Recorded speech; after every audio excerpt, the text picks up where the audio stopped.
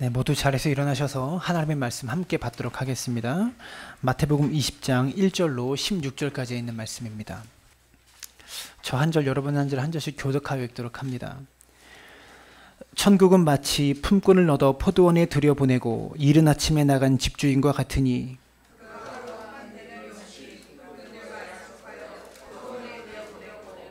또 제3시에 나가보니 장터에 놀고 서 있는 사람들이 또 있는지라.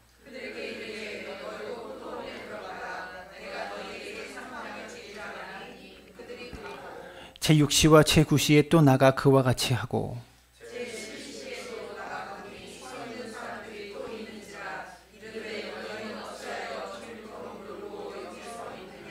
이르되 우리를 품꾼으로 쓰는 이가 없음이니이다. 이르되 너희도 포도원에 들어가라 하니라.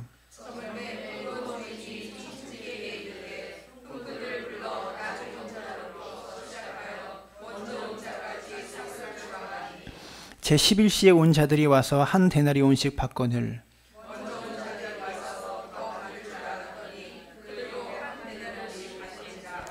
받은 후 집주인을 원망하여 이르되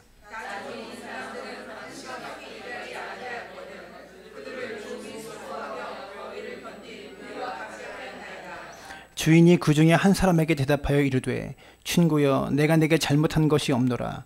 내가 나와 한 데나리온의 약속을 하지 아니하였느냐.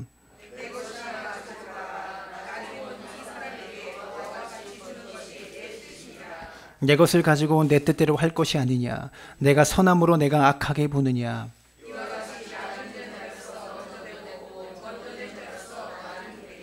아멘. 네, 모두 자리에 앉으시기 바랍니다.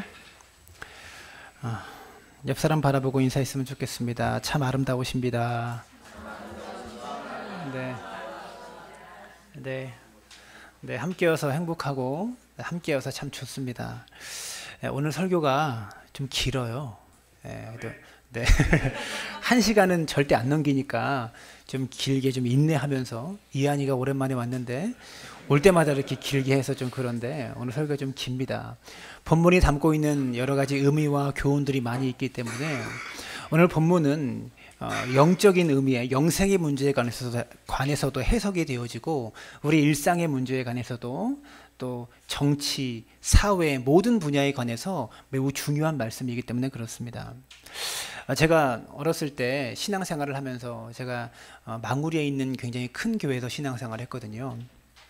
그 교회에 어떤 그 천국을 갔다 오셨다는 분이 오셔가지고 간증을 하는 그 예배를 드렸어요.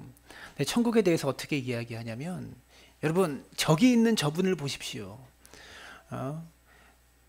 면류관을 황금 면류관을 쓰고 옷에는 다이아몬드 보석이 그렇게 가득 담겨 있는 옷을 입고 머리 가운데 면류관 가운데는 금덩이가 붙어 있는 저런 황금 면류관과 좋은 옷을 입고 천국에서 삽니다. 저 사람은 어떻게 그렇게 사는 줄 아십니까? 땅에 사는 동안 1500명 이상을 전도했기 때문에 저렇게 좋은 옷을 입고 아름다운 면류관을 쓰고 있는 겁니다. 그리고 또 저 사람을 보십시오. 저 사람은 가운데 루비 같은 빨간 보석이 담겨 있고 아주 좋은 옷을 입고 있습니다. 저 사람은 어떻게 저렇게 좋은 옷을 입고 사는 줄 아십니까? 그래서 했던 말이 저분은 35년 이상 교회에서 남전도에서 주차장에서 열심히 봉사했기 때문에 천국에서 저렇게 좋게 사는 겁니다. 그리고 저기 있는 개털모자 쓰신 분을 보십시오. 저분은 어떻게 저렇게 개털모자를 쓰고 천국에 계신 줄 아십니까? 저분은 죽기 직전에 구원받아서 천국에 들어왔기 때문에 저렇게 개털모자를 쓰고 있는 겁니다. 이런 천국에 대한 이야기를 하더라고요. 저는 뭣도 모르고 아멘 했어요. 천국이 정말 그런 곳인 줄 알고 그게 맞는 줄 알고 천국 가면 그렇구나. 이 땅에서 열심히 전도하고 열심히 헌신해서 천국 가서 정말 좋은 옷 입고 좋은 차 타고 좋은 집에 내가 살아야지. 그게 신앙인 줄 알았고 그게 믿음인 줄 알았어요. 근데 내가 신앙생활을 하고 또 성경을 연구하고 신학교 가서 신학을 배우고 성경을 파보면 파볼수록 천국은 그런 곳이 아니다라는 것을 더 분명하게 알게 되더라는 겁니다. 어쩌면 이것이 그동안 교회가 이야기했던 천국의 모습이고, 이것이 이 땅에서 성도들이 교회에 더 충성하게 만들고 더 교회에 모여 살게 만드는 방법이었던 것 같아요. 그러나 천국은 절대 그러한 곳이 아니라는 것을 오늘 말씀을 통해서 우리가 함께 나누었으면 좋겠습니다. 오늘 본문 말씀은요, 포도원의 품꾼 비유라고 제목이 맞춰져 있어요. 그런데 주의 깊게 이 본문을 읽게 되면 본문의 초점이 결국 품꾼의 초점을 맞추는 것이 아니라 주인의 초점을 맞추고 있다는 것을 알게 됩니다. 그래서 포도원의 품꾼 비유보다 포도원 주인의 비유가 더 맞는 말인 것 같아요. 이 제목이 가져다주는 선입견이 있단 말입니다. 예를 들면 이런 거예요. 애굽의 10가지 재앙이라고 우리는 말하잖아요. 이스라엘 백성이 출애굽하기 전에 경험했던 애굽의 10가지 재앙. 그게 애굽의 입장에서는 재앙이었지만 이스라엘 백성의 입장에서는 그게 재앙입니까? 그게 축복이고 그게 구원이에요. 근데 우리는 재앙으로만 생각합니다. 근데 이스라엘 백성의 입장에서는 그게 하나님의 역사고 기적이고 구원의 방법이다라는 거죠. 이 제목이 가져다주는 선입견이 있어요. 우리는 품꾼을 중심으로 이 본문을 이해하는데 사실은 이 본문은 품꾼의 이야기가 아니라 주인의 이야기라는 것을 본문을 읽다 보면 명백하게 깨달을 수 있다는 겁니다. 고용주인 포도원 주인이 피고용인이었던 품꾼에게 보여준 놀라운 긍휼, 이것이 오늘 본문 전체의 핵심이고 주제라는 거죠. 그래서 오늘 말씀의 제목을 우리에게 알려진 대로 포도원 품꾼의 비유라고 저는 정하지 않고 포도원 주인의 비유라고 그렇게 정한 겁니다. 그리고 그것이 본문의 진정한 의미를 담고 있는 그런 제목이라고 저는 생각되어집니다. 여러분, 이스라엘 땅에 가면 우리나라와 마찬가지로, 다른 나라와 마찬가지로 모든 나라가 그렇죠. 땅이 산지와 평지로 나누어져 있어요. 그리고 이스라엘은 특별히 포도가 많이 재배하는 나라였기 때문에 이 산지에 가면 계단식 포도원이 많이 있었습니다. 포도는요, 여름에 심고 봄에 가지를 치고 포도 수확을 9월 말쯤에 하게 되어지는데, 이 9월 말에 우기가 오기 전에 짧은 기간 동안에 포도를 빨리 수확해야 돼요. 몇 주 있으면 우기가 시작돼서 비가 엄청나게 떨어지는 그런 기간이거든요. 9월 말에 수확을 하게 되는데 우기가 오기 전 짧은 몇 주의 기간 동안 포도를 빨리 수확해야만 한다라는 거죠. 그렇기 때문에 그때는 평소보다 일손이 훨씬 더 많이 필요했던 그런 기간이었습니다. 그래서 포도원 주인이 일손을 쓰기 위해서, 일꾼을 얻기 위해서 사람을 구할 수 있는 장터에 나가게 됩니다. 장터에서 일용직 노동자들을 이렇게 구하는 것은 인력시장이라고 그러죠. 그렇게 사람을 쓰는 것은 고대에만 있었던 일이 아니라 현대에도 지금도 있는 그런 일이라는 거죠. 지금도 이스라엘에는 인력시장이 있어서 이스라엘 고용주들이 이렇게 시장에 오면 그곳에 있던 사람들이 달려갑니다. 나를 써달라고. 자기를 써달라고 그 고용주들에게 막 애원을 하죠.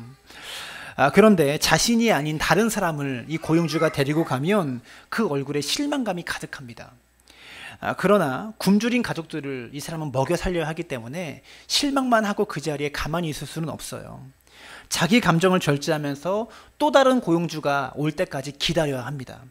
그래서 그를 따라 일하러, 그래서 또 다른 고용주가 오면 그 사람들을 따라 이렇게 일하러 가려고 장터에서 줄을 서서 기다리는 사람을 지금도 이스라엘에 가면 볼 수 있는 그런 현상이라고 합니다. 근데 우리나라에는 이런 인력시장의 문화가 많이 없어졌을 거예요. 근데 이스라엘은 아직도 이런 인력시장 문화가 있다라고 합니다. 당시 이스라엘 노동자들의 처지는 어떤 면에서 종이나 노예보다 더 어려웠어요. 왜냐하면 종이나 노예에게는 자유가 없었습니다. 그러나 노동자들은 종의 신분이 아니기 때문에 자유는 있었죠. 근데 문제는 무엇이냐면 종이나 노예는 주인이 망하지 않는 이상 밥을 굶을 일이 없어요. 그러나 이런 일용직 노동자들, 특별한 기술이 없는 이스라엘의 이런 노동자들은 하루 동안 일을 하지 않으면 하루 동안 내 아내와 자식들이 먹을 음식을 구할 수가 없는 겁니다. 하루 동안 먹고 살 수 있는 돈이 없는 겁니다. 그래서 당시 이스라엘 자유인들 중에서는요, 로마인의 노예가 되기를 자처했던 사람이 많이 생겨났다고 한다라는 거죠. 이스라엘의 일용직 노동자들이 근무하는 근무 시간이 오전 6시부터 저녁 6시까지였어요. 12시간 일합니다. 우리나라 같으면 지금 같으면 난리가 났겠죠. 새벽 6시부터 저녁 6시까지 12시간 하루 동안 일을 하는 겁니다. 근데 1절의 말씀에 보게 되면 포도원 주인이 이른 아침에 나갔다라고 기록하고 있죠. 이른 아침이라는 성경 언어가 프로이라는 단어인데요. 새벽 3시에서 6시 사이를 가리키는 말입니다. 그러니까 장터가 6시에 문을 열어요.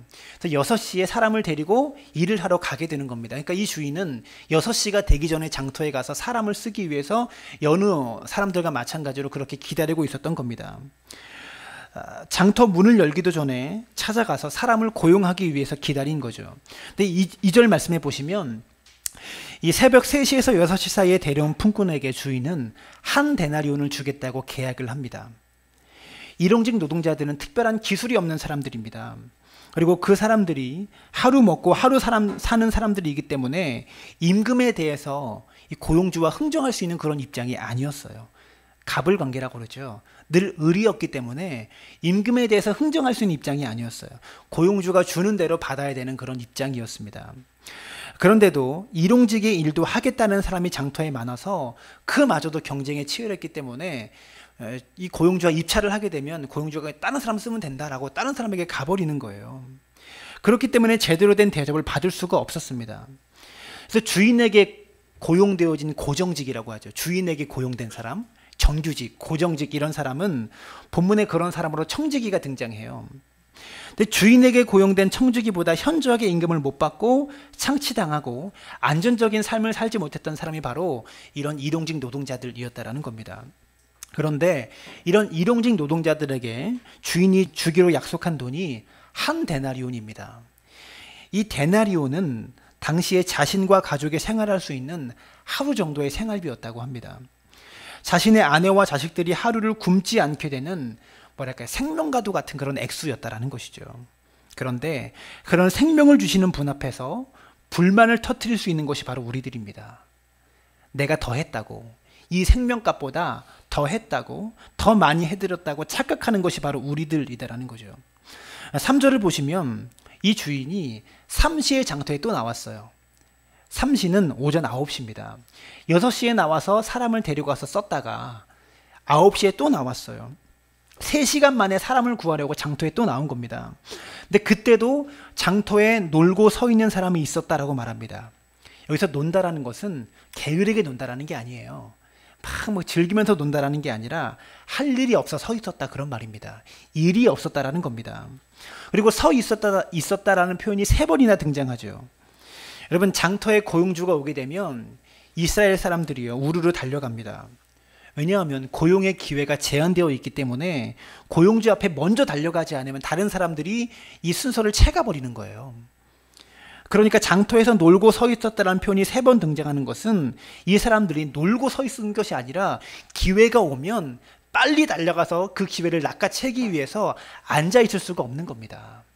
고용주가 오면 빨리 달려가서 그 앞에 쓰기 위해서 서 있었다라는 거죠. 절박한 겁니다. 절박한 마음으로 3시간 동안 그 자리에 서 있는 겁니다. 근데 오전 9시에 품꾼을 데려오면서 그때는 새벽 6시에 데리고 갔던 품꾼들과 다르게 아까는 6시에 데리고 간 사람은 한 데나리온 주겠다고 계약을 정확하게 했잖아요. 근데 오전 9시에 데려간 사람과는 계약하지 않아요. 4절을 주의 깊게 보면 오전 9시에 데려온 사람들에게 뭐라고 말씀하시냐면 함께 읽습니다. 시작. 그들에게 이르되 너희도 포도원에 들어가라. 내가 너희에게 상당하게 주리라 하니 그들이 가고. 상당하게 주리라. 원어로 디카이오스라는 단어가 사용되었는데 의로운, 정당한, 합당한 이런 뜻입니다. 내가 너희에게 정당하게 주리라, 합당하게 주리라 이런 말이에요. 아까 6시에 온 사람은 정확하게 한 데나리온 계약을 했습니다. 근데 지금 9시에 들어온 사람과는 액수가 정해지지 않은 모호한 계약을 한 거죠. 오전 6시에 들어간 사람과는 정확하게 계약했지만 9시에 들어간 사람과는 얼마를 주겠다고 정확하게 계약하지 않아요. 정당하게 주겠다, 모호하게 계약했습니다. 무슨 말이냐면 주인이 주는 대로 받아야 되는 거예요. 주인이 주는 대로 그냥 받아야 된다는 겁니다. 근데 이 사람들이요, 주인님 계약이 너무 모호하지 않습니까? 계약은 정확하게 해야죠 라고 따질 수가 없습니다. 오전 3시간은 그냥 버렸잖아요. 3시간을 버려버렸기 때문에 그때 불러줄 때라도 따라가야 얼마라도 받을 수 있지. 그래서 아무 말 없이 따라간 겁니다. 여러분, 이 사람들이 아무 말 없이 따라가면서 무슨 생각했을까요? 과연 얼마나 받을 수 있을까 이런 생각하지 않았겠어요? 하루 종일 고용주의 눈에 띄어서 일자리를 구하기 위해 앉지도 못하고 서 있는 이 사람들에게 정의가 도대체 무엇일까요? 이 사람들이 생각하는 사회의 정의는 과연 무엇일까요? 배부른 자들이 생각하는 정의와 일용직 노동자들이 생각하고 있는 정의는 어떻게 다를까요? 여러분, 고용주의 기준에 상당한 금액과 일용직 노동자들의 기준에 상당한 금액에는 어떠한 차이가 있을까? 제가 처음 전도사 사역을 나가서 그때 신학교 학부 2학년 때였어요. 전도사 사역을 되게 일찍 했는데 신학교 들어가자마자 1년 만에 전도사로 사역을 나갔는데 파트 전도사로 사례비를 준다는데 50만 원 주더라고요. 그때가 수요예배도 나와야 됐고 금요기도도 나와야 됐고 주일날은 새벽기도도 해야 됐고 또 주일날은 하루를 온전히 교회에서 섬겨야 됐습니다. 근데 말이 파트 전도사지 어떻게 고등부 일들 하다 보면 평일날도 계속 나와야 돼요. 어떤 행사를 진행하다 보면. 근데 사례비가 50만 원이었어요. 근데 담임 목사님 얼마였냐면 600만 원이었어요. 사례비가. 한 달 사례비가 600이었고 그 외에 차 에쿠스 기름값은 따로 나오고 자녀 양육비가 100만 원씩 따로 나오고 담임 목사 아들은 지금 미국 가서 공부하고 있고 교회에서 몇백만 원씩 지원을 해주면서 지금 공부하고 있는데 저는 50만 원씩 학교 다니면서 50만 원씩 사례비 받으면서 그거 책 보고 공부하고 있는 겁니다. 그래서 제가 담임 목사 아들을 지금도 싫어해요. 지금도 학교 다니면서 담임 목사 아들하고는 말도 안 섞었어요. 저는 그렇게 살아가는 겁니다. 그리고 나서 결혼을 했는데 사례비가 올랐어요. 80만 원으로 1년에 10만 원씩 오르더라고요.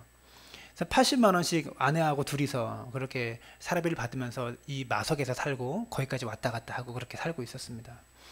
그러고 나서 이제 전임 사역자로 부목사로 사역을 나가는데 첫 사례비가 130만 원을 주더라고요. 그때 동화도 있었는데 그때 담임 목사 월급이 그 교회는 500 이상이었어요. 그 외에 재정 상황은 제가 잘 모르고 첫 번째 교회에서는 오랫동안 사역했기 때문에 재정 상황을 잘 아는데 그 교회 재정 상황은 모르는데 정확한 액수만 500이었고 그 외의 것들은 또 많았겠죠. 무슨 말이냐면 고용주의 기준에 상당한 금액과 이런 일용직 노동자들의 기준에 상당한 금액에는 어떠한 차이가 있을까? 우리 가운데 사장님이 많이 계시죠. 뭐 개인 사업 하시는 분들이 많이 계신데 여러분들이 생각하는 상당한 금액과 직원들이 생각하는 상당한 금액에는 어떠한 차이가 있을까요? 저는 본문을 대하면서 많은 생각들이 오고 갔습니다. 근데 5절에 보니까 이 사람이 6시에도 왔어요. 새벽 6시에 왔다가 9시에 왔다가 6시에도 왔어요. 6시는 12시를 가리킵니다. 12시 정오를 가리켜요. 그리고 9시에도 갔는데요. 9시는 오후 3시입니다. 계속해서 주인이 장터에 가서 사람을 지속적으로 채용하고 있다는 겁니다. 근데 마지막으로 주인이 장터에 간 시간이 6절에 보니까 11시에도 장터에 갔다라고 성경은 그렇게 표현합니다. 이때의 시간이 오후 5시였습니다. 오후 5시에 주인이 장터에 갔는데 그때도 서 있는 사람들이 있었다라고 말합니다. 오전 6시부터 오후 6시까지가 노동시간인데 여러분 1시간이 지나면 해가 저무는데 5시까지도 장터에서 서서 일자리를 구하려고 기다리는 사람이 있었다라고 말하는 거예요. 보통 장터에 나갔다가 인력시장에 나갔다가 사람들이 집으로 돌아오는 시간이 12시입니다. 12시가 지나면 채용될 가능성이 거의 없기 때문에 12시 이후까지 그 자리에 남아있지 않아요. 오늘 나를 써주는 사람이 없겠구나 생각하고 다 가버립니다. 12시가 되면. 근데 12시가 훨씬 넘은 오후 3시에 오후 5시에 그 자리에 계속 서 있는 사람들은 왜 서 있는 걸까요? 이 사람도 분명히 알았을 겁니다. 오늘 일을 못한다. 근데 왜 서 있는 것일까? 자리를 못 떠나는 거죠. 집에 들어갈 수 없기 때문입니다. 집에서 굶고 있는 아들이 있는데, 집에서 나를 기다리고 있는 아내가 있는데 빈손으로 들어가서 실망감을 주면서 마음 편하게 집에 들어갈 수 없다라는 겁니다. 떳떳하지 못한 아버지들이었을 겁니다. 아마 이 자리에 계신 성도님들 가운데도 일자리가 없어서 일거리가 없어서 사업이 안 돼서 12시에 집에 들어갈 수 있는데도 불구하고 그 시간에 들어가지 못하고 서성거리고 있는 사람들, 그런 경험들이 분명히 우리 가운데도 있었을 겁니다. 그래서 집에 못 들어가고 이 사람들은 서 있는 겁니다. 12시가 훨씬 넘은 3시부터 5시까지도. 여러분, 이 마음 헤아리십니까? 이 마음이 어떤 심정인지 아십니까? 하루 노동이 끝나는 오후 5시까지 장터에 서 있는 사람, 이 사람들은요 진짜 절박한 사람들이었을 겁니다. 생각해보면 이 사람들이 왜 그때까지 태용되지 못했을까? 가장 경쟁력이 떨어지는 노동자들이었기 때문에 그랬을 겁니다. 빠르게 달려가서 기회를 잡을 수 없었던 사람들이었기 때문에 다리를 절거나 팔이 없거나 아니면 나이가 너무 많이 들었거나 힘이 유독 약해서 계단식 포도원에서 일을 하도록 맡기기에는 누가 봐도 유약해 보이는 사람들, 어쩌면 그 중에는 장애를 심각하게 겪고 있는 사람들 또한 있었을 거예요. 누가 봐도 일꾼으로 쓸 수 없는 사람들이 5시까지 모여 있었을 겁니다. 그들이 하루 종일 그 자리에 있으면서 부끄러움과 싸우고 절망과 싸우고 굴욕감과 싸우면서도 5시까지 그 자리에 서 있는 겁니다. 1시간만 지나면 오늘 하루도 저물어 버리는데 그 자리에 그냥 서 있습니다. 그러면 가장 길게 기다린 사람은 새벽 6시부터 5시까지 몇 시간 동안 서 있는 거예요? 11시간 동안 서 있었겠죠. 11시간 기다리면서 먹을 것을 먹었겠습니까? 먹을 것도 제대로 먹지 못하고, 여러분 집에 먹을 것을 가져다 줄 수 없는데 자기가 11시간을 기다리면서 변변한 음식이라도 먹을 수 있었겠습니까? 아무것도 못 먹고 11시간 그 자리에 그냥 서 있었을 겁니다. 부끄럽지 않은 남편이 얼마나 되고 싶었겠어요. 부끄럽지 않은 아버지가 얼마나 되고 싶었겠어요. 그래서 11시간 동안 부끄러움을 견디면서 그 자리에 치열하게 서 있었는데 오늘도 결국 부끄러운 아버지가 된 거예요. 근데 가만히 생각해 보니까 이 사람들이 5시까지 서 있었던 날이 이날 하루만이 아니었겠다라는 생각이 들어요. 경쟁력이 없는 사람은 어제도 경쟁력이 없었을 것이고 내일도 없을 것이고 앞으로도 없을 겁니다. 이렇게 서 있는 날이 하루 이틀이 아니었겠다, 이런 생각이 듭니다. 여러분, 이렇게 하루 일당 벌려고 수일 동안 11시간 동안 버티며 서 있는데 아무도 글을 써주지 않는 사람이 견디고 있는 삶의 무게, 우리가 그것을 함부로 얘기할 수 없어요. 얼마나 절망스러운지. 너 노력 안 해서 그래. 너가 지혜가 부족해서 그래. 너가 성실하지 않아서 그래. 이렇게 함부로 말할 수 없다고요. 근데 이 고용주가요, 오후 5시까지 장터에 서 있는 사람에게 찾아가서 말을 건넵니다. 6절인데요. 함께 읽습니다. 시작. 너희는 어찌하여 종일토록 놀고 여기 서 있느냐. 어찌하여 종일토록 놀고 여기 서 있느냐. 이 말은 논다라는 말이 아니라고 그랬죠. 왜 여기 서 있느냐, 왜 일하지 못하고 여기 서 있느냐, 이런 말입니다. 이런 실패자들에게는 사람들이 잘 안 찾아가요. 말을 잘 안 건넵니다. 근데 저는 이런 사람들에게 찾아와서 말을 건네주시는 주님이 너무나 좋아요. 그랬더니 그들이 대답합니다. 7절인데요. 이르되 우리를 품꾼으로 쓰는 이가 없음이니이다. 우리를 품꾼으로 쓰는 이가 없습니다. 이렇게 말합니다. 이 말은 무슨 말이냐면 우리는 일하기가 싫어서 여기 서 있는 게 아닙니다. 일자리가 없습니다. 일자리를 구할 수 없습니다. 게을러서 있는 게 아니라고 지금 피력하고 있어요. 그랬더니 예수님께서 아무런 계약도 없이 포도원으로 들어가라 말씀하세요. 5시에 있는 사람에게, 서 있는 사람에게, 제일 일찍 나왔던 사람에게는, 6시에 왔던 사람에게는 정확하게 한 데나리온 주겠다고 계약을 했어요. 그 다음에는 9시에 간 사람에게는 상당한 금액을 주겠다고 계약했어요. 그런데 오후 5시에 사람을 부를 때는 계약도 없고 모호한 약속도 없어요. 그냥 들어가라, 포도원으로 들어가라라고 말씀하세요. 그런데 이 이상한 계약에 오후 5시까지 서 있었던 이 사람들이요, 그 말을 듣고 포도원으로 들어가 버렸어요. 여러분 생각해 보세요. 5시에 장터에서 부름 받았다면 포도원까지 가는데도 시간이 걸렸겠죠. 그럼 이 사람들이 실질적으로 일할 수 있는 시간은 얼마 안 돼요. 근데 이 모호한 계약에 이 사람들이 들어가 버렸어요. 이 사람들이 왜 들어갔을까? 왜 따라갔을까? 어떠한 계약도 없는데, 얼마를 주겠다는 약속도 없는데 그냥 포도원으로 들어가라. 여러분 생각해 보세요. 주인이 돈 안 주면 그만이에요. 니들이 무슨 돈 받을 자격이 있냐라고 말해버리면 그만인데 포도원으로 들어가 버렸어요. 이 사람들이 왜 들어갔을까? 왜 주인의 말을 듣고 얼마를 주겠다는 약속도 없는데 왜 들어갔을까? 저는 이렇게 생각합니다. 주인의 말을 믿은 것이 아니라 주인을 믿은 거예요. 주인이 지금 아무런 말도 하지 않았기 때문에 주인의 말을 믿을 수가 없었어요. 말 자체를 안 했잖아요. 주인의 말을 믿은 것이 아니라 주인을 믿은 겁니다. 그러면 도대체 이 경쟁력이 없는 품꾼들이 포도원 주인의 무엇을 믿고 따라갔을까? 포도원 주인을 왜 믿고 따라갔을까? 임금을 주겠다는 말도 없는데 1시간 일하고서 무슨 낯짝으로 주인한테 돈 달라고 요구하겠어요? 근데 이들은 도대체 뭘 믿고 따라 들어갔을까? 여러분 저 같으면 생각해 보세요. 아무리 내가 실패자고 절박해도 안 갔을 거예요. 얼마 주겠다고 말하지도 않았잖아요. 뭐 털어 들어갑니까? 안 줄 거 뻔히 아는데. 근데 이 사람들은 따라 들어갔다라는 겁니다. 뭘 믿고 따라 들어갔을까요? 5시까지 그 자리에 있었던 사람들 중에는요, 이 주인이 5번이나 장터에 왔다는 것을 본 사람이 있었을 겁니다. 5번이나 왔다 갔다 하네? 이것을 본 사람이 있었을 겁니다. 새벽 6시에 왔어요. 그리고 9시에 왔어요. 12시에 또 왔어요. 아마도 주인이 반복적으로 장터에 오는 모습을 보고 두 가지 생각을 했을 겁니다. 저 주인은 이제 포도 농사 시작한 초짜다. 사업을 안 해본 초짜다.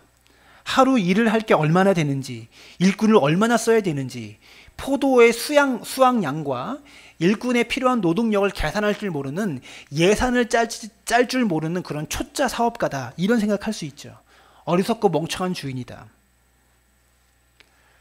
이제 막 사업을 시작한 초짜거나 아니면 진짜 계산 못하는 멍청한 주인이다. 둘 중에 하나로 생각했을 겁니다. 근데 그게 무리가 아니죠. 12시까지 계속 왔다 갔다 하는데요. 사람을 쓰려고. 그런데 12시가 넘어가서 아무도 사람을 쓰지 않은 오후 3시에 다시 이 사람이 찾아왔어요.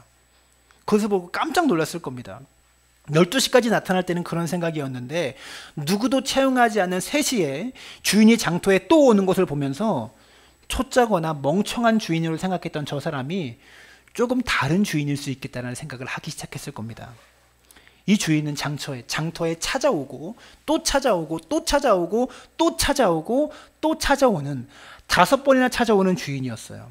그리고 마침내 오후 5시까지 아무도 써주지 않아서 장터에 그냥 11시간 동안 서 있는 자신에게까지 찾아왔습니다.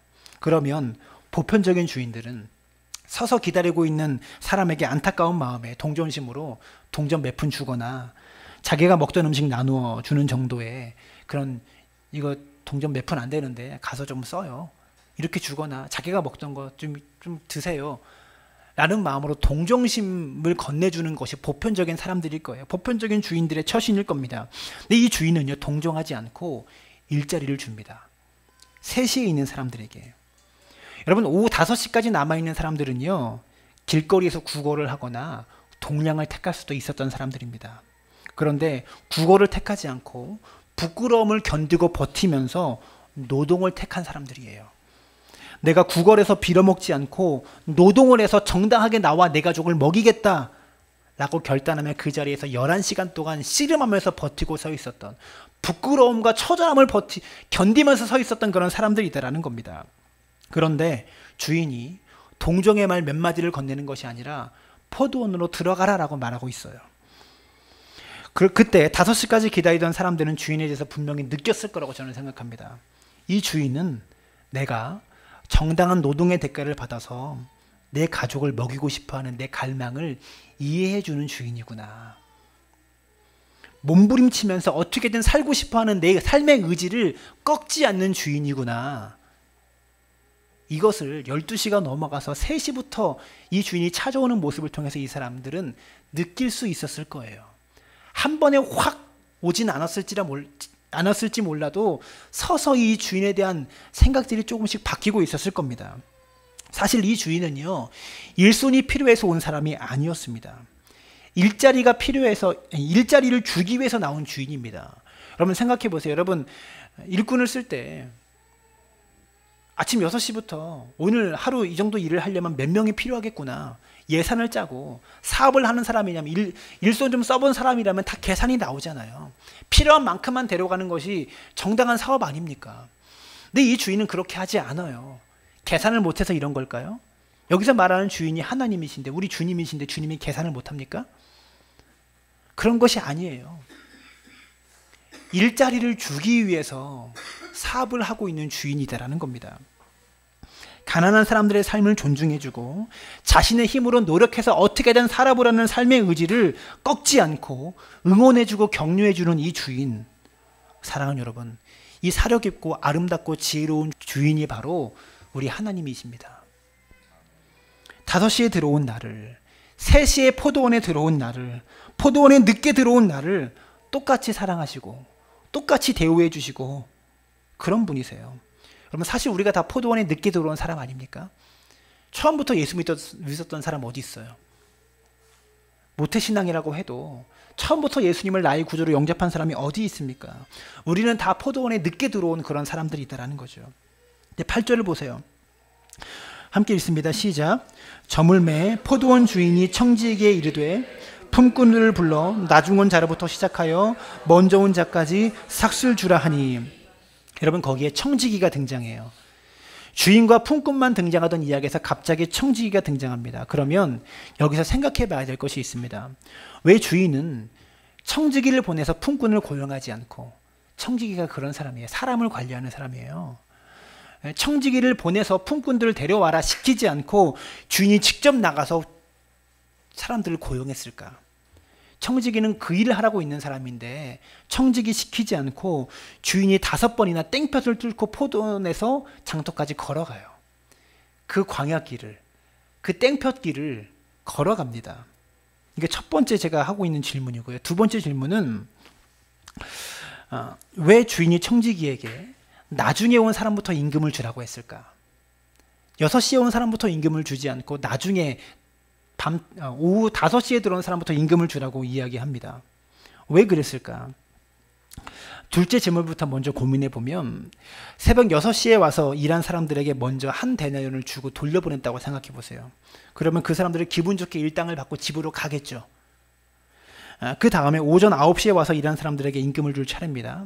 이 사람들이 어떤 생각을 했을까요? 나는 오늘 한 데나리온만큼은 못 받겠지만 그래도 주인이 잘 쳐주겠지, 어느 정도 주겠지 라고 생각했는데 주인이 한 데나리온을 줘버린 거예요. 야, 놀랍죠. 그래서 주인에게 박수 쳐주고 돌아가겠죠. 춤을 추면서 집으로 갔을 겁니다. 그 다음도 12시에 온 사람에게도 한 데나리온. 우와, 오늘 많이 받았네. 그리고 3시에 온 사람에게도 한 데나리온, 5시에 온 사람에게도 한 데나리온. 이렇게 주면 아무도 주인에게 불만을 가지지 않고 다 돌아갈 수 있어요. 근데 주인은 의도적으로 순서를 뒤집습니다. 5시에 온 사람에게 먼저 주라. 제일 나중에 포도원에 들어와서 일한 오후 5시에 온 사람에게 한 데나리온을 줬어요. 그때 다 난리가 났을 겁니다. 야, 1시간 일하는데 한 데나리온이면 나는 3시부터 와가지고 6시까지 일했는데 3시간 일하면 얼마예요? 3데나리온 받겠잖아요. 이게 당연한 거잖아요. 근데 그럼 오전 6시에 와서 일한 사람은 12데나리온 받을 거 아닙니까? 대박인 거죠. 이 주인 정말 좋은 주인이다. 근데 두 번째 돈을 받아야 되는 사람이 오후 3시에 들어와서 일한 사람입니다. 그러면 그 자리에 있었던 노동자들이 다 생각했을 겁니다. 저게 얼마일까?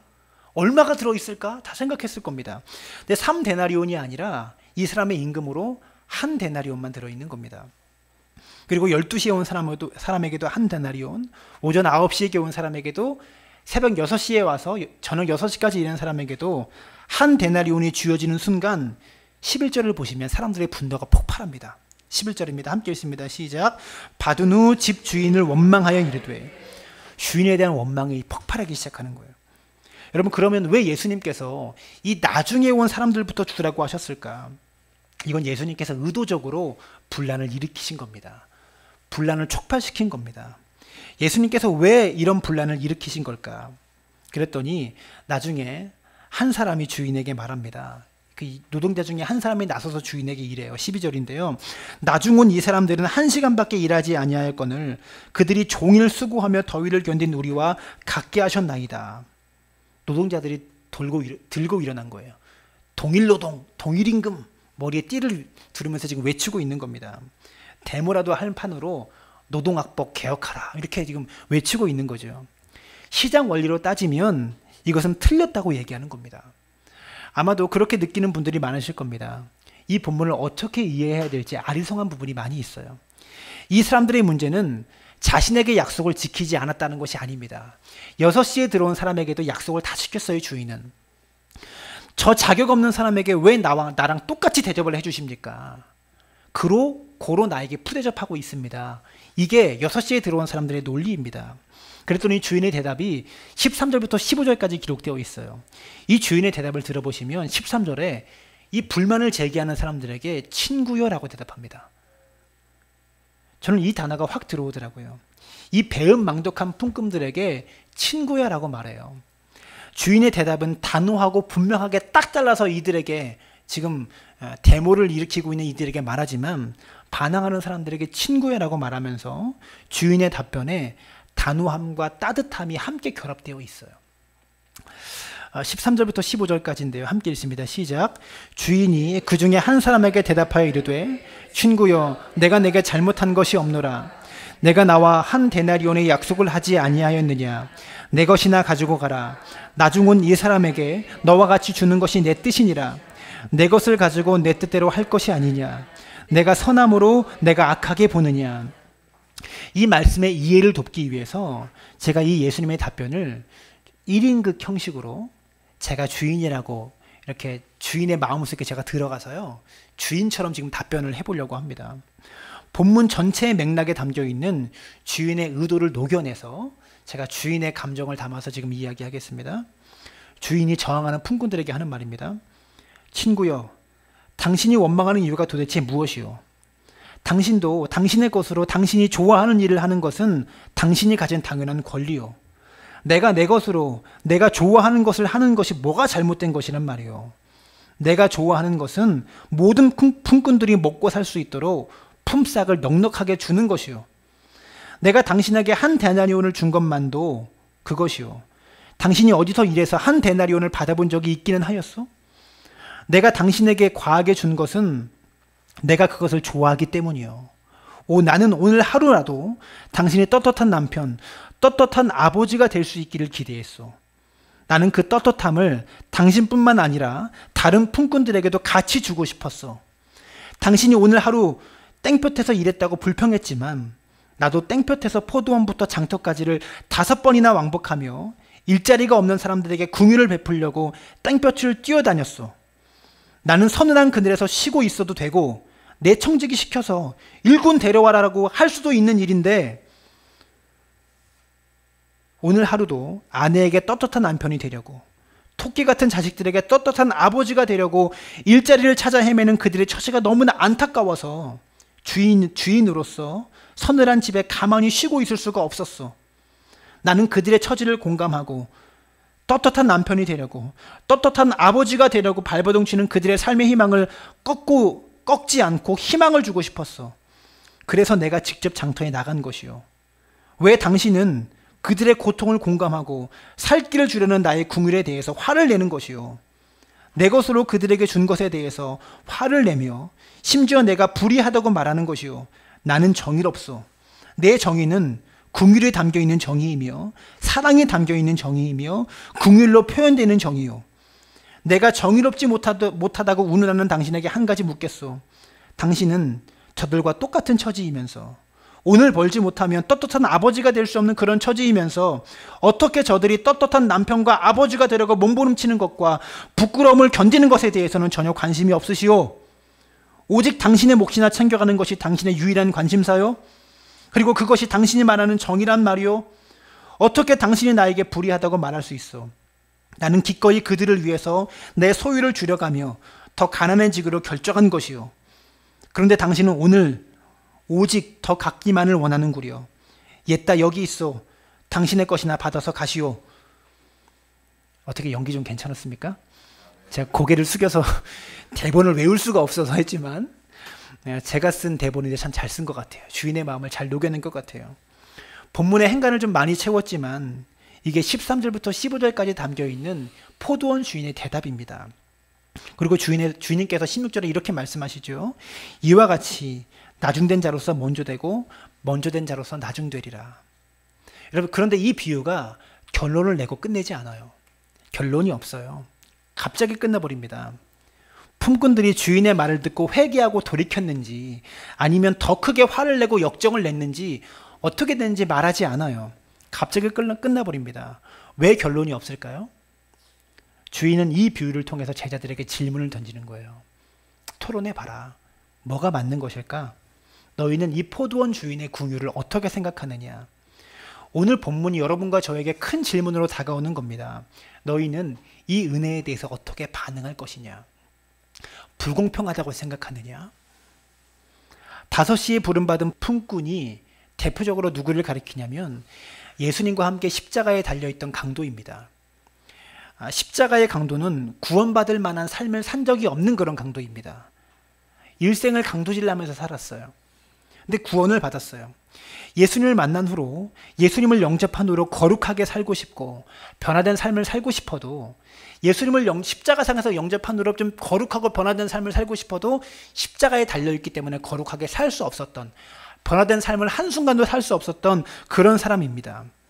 그렇게 십자가의 강도는 우리에게 중요한 것을 가르쳐줘요. 구원은 우리의 행위로 이루어지는 것이 아니다. 내가 의롭고 떳떳하게 살았다고 그렇게 구원받는 것이 아니다. 예수님의 십자가를 통해서 우리에게 값없이 주어진 것이다. 주를 위해 순교했던 순교자도 예수의 십자가를 통해서 구원을 얻고, 일생을 강도짓했던 강도도 예수의 십자가를 통해서 구원을 얻게 되는 겁니다. 이게 십자가입니다. 예수님의 은혜로만 구원을 얻을 수 있어요. 몇 시부터 일했는지, 그 일의 질이 어떠하든지, 일의 양이 어떠하든지 상관없이 예수님의 십자가의 궁율로만 구원을 얻게 된다는 겁니다. 근데 어떤 이들은 이 강도의 이야기를 곡해서 해석해요.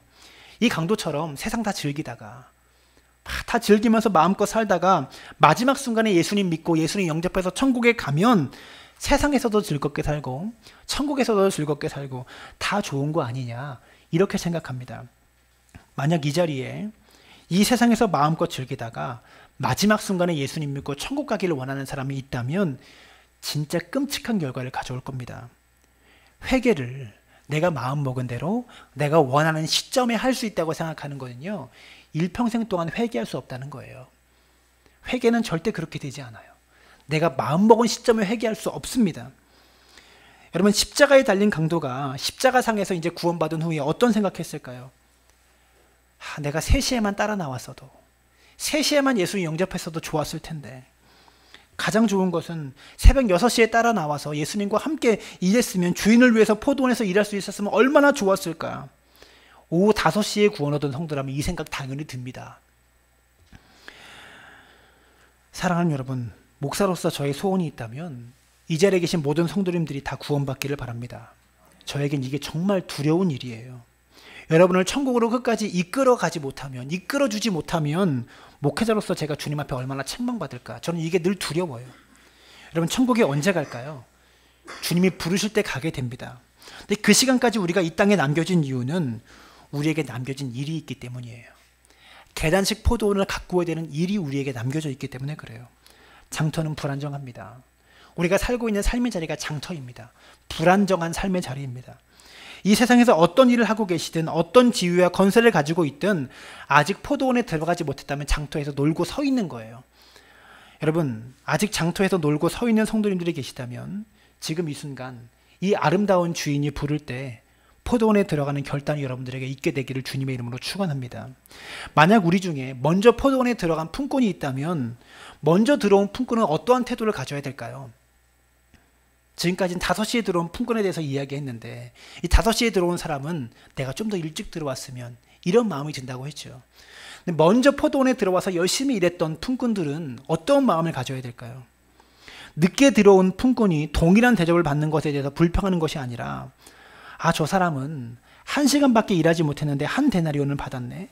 저 집 사정 내가 다 아는데, 저 사람 삶의 처지 내가 다 아는데, 저거 참 필요한 돈인데, 꼭 필요한 돈인데 참 잘 됐다. 이런 마음 가져야 되는 거예요. 아멘이 안 나오네요. 이런 마음이 들은 것이 당연한 겁니다. 그 사람이 과하게 받은 것이 아니라 꼭 필요한 만큼 받은 것에 대해서 내가 기뻐하고 감사하고 함께 어깨동무해 줄 줄 아는 그런 사람. 그러면서 오늘은 우리 모두에게 참 좋은 날이야 라고 하면서 같이 기뻐하고 같이 즐거워해 줄 줄 아는 그런 품꾼들이 되어야 된다는 겁니다. 그게 사람 구실을 하는 거고요. 그게 먼저 포도원에 들어간 품꾼들이 가져야 될 삶의 태도입니다. 그러면 이 비유가 목표하는 궁극적인 해석의 초점은 무엇인가? 우리 모두 포도원에 들어가자. 일찍 들어가든 늦게 들어가든 모두 포도원에 들어가자. 그게 초점이 아니라 결론이 더 나아갑니다. 본문의 결론이 1절에 있어요. 1절 함께 읽습니다. 시작. 천국은 마치 품꾼을 얻어 포도원에 들여보내려고 이른 아침에 나간 집주인과 같으니. 이 본문의 결론은 천국은 어떤 것이라고 그러는 거예요? 집주인과 같다고 그래요. 전 이게 이해가 안 됐어요. 이 본문에서 천국은 포도원이 아닐까 생각했는데 본문에서 말하는 천국은 집주인이래요. 이 주인과 같이 살라는 겁니다. 이 주인과 같은 인격을 너희가 갖추어라라고 지금 말하고 있는 거예요. 이것이 오늘 본문이 우리에게 주고 있는 메시지입니다. 천국은 집주인과 같으니. 이 집주인과 같은 마음을 가져야, 이 긍휼의 마음을 가져야 너희가 천국에 들어갈 수 있다라고 말씀하고 있다라는 것이죠. 이 비유에서 포도원이 천국을 말하는 것 같아요. 그러나 천국은 집주인과 같다라고 말하고 있다라는 겁니다. 이 집주인은 청지기를 시키지 않고 5번이나 발품을 팔면서 그들의 삶의 의지를 꺾지 않고 그들을 떳떳한 남편으로, 떳떳한 아버지로 세우기 위해서 문제를 해결해 주러 가는 그런 주인이에요. 사랑하는 여러분, 이 주인처럼 살아보려고 지혜를 구한 적 있으세요? 이 주인처럼 누군가를 세워주려고, 누군가가 떳떳한 아버지가 되기 위해서, 혹은 떳떳한 남편이 되기 위해서 그렇게 그 사람이 떳떳하게 살도록 사람을 세워주려고 노력해 보신 적이 있으세요? 여러분, 이런 기업가가 되세요. 이 포도원 주인과 같은 사업가가 되시기 바랍니다. 기독교 기업들이 많이 있죠. 기독교 기업이 무엇입니까? 사장이 예수님 믿으면 기독교 기업입니까? 회사에서 목사님 모시고 예배드리고 회사 안에 기도실 만들어 놓고 이렇게 예배드리면 기독교 기업입니까? 그건 기독교 흉내내는 기업입니다. 진짜 기독교 기업은요, 진짜 예수 믿는 사장은 이 포도원 주인처럼 회사를 경영하는 사장이에요. 이 포도원 주인처럼 기업하는 기업가가 진짜 기독교 기업가입니다. 사랑하는 여러분, 이런 사장님 한번 돼보시기를 바랍니다. 여러분의 기업이 이런 기업으로 세워지기를 바랍니다. 여러분, 해봤어야 조정을 하죠. 해봤어야 포도원과 포도원을 가꾸는 일과 사람을 세우는 일 사이에서 균형을 잡죠. 이 균형을 잡는 거 정말 어려운 겁니다. 사람을 세우려다가 사업을 망할 수 있고요. 사업을 잘 세우려다가 사람이 무너질 수 있어요. 이 둘 사이에서 균형을 잘 잡는 것이 기독교 기업가의 모습임을 기억하시길 부탁을 드립니다. 천국은 이 포도원의 주인처럼 삶을 살아가려고 노력하는 사람들의 것이라는 겁니다. 저는요, 여러분이 이 포도원의 주인과 같은 경영자가 되었으면 좋겠습니다. 회사의 일이 목적이 아니라 사람을 세우는 것이 목적인 경영. 여러분의 직장과 사업과 일터가 이런 아름다운 주인이 가꾸는 포도원이 될 수 있기를 주님의 이름으로 부탁을 드립니다. 제가 교회를 세워가면서 다짐했던 것이 있어요. 교회를 위해서 부교육자를 쓰는 것이 아니라 부교육자를 훌륭한 목사로 세우기 위해서 우리 교회가 존재했으면 좋겠다. 아직은 제 사례비도 제대로 못 받는 그런 교회인데, 저는 꼭 훌륭한 목사를 배출하는 그런 교회로 우리 교회가 세워지고 싶습니다. 사랑하는 여러분, 여러분이 경영하는 그런 기업이 포도원 품꾼의 포도원 주인과 같은 이런 경영으로 여러분을 통해서 수많은 사람들이